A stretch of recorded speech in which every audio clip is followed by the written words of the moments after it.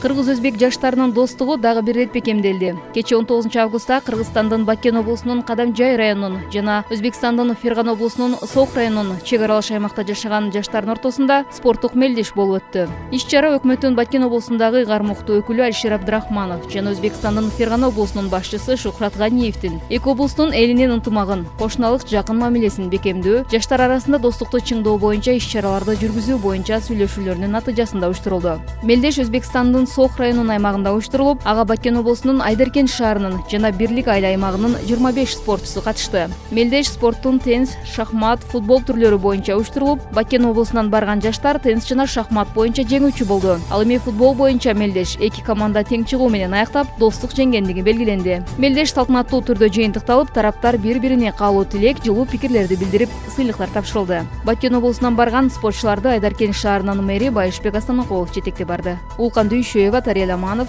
Салам медиасы.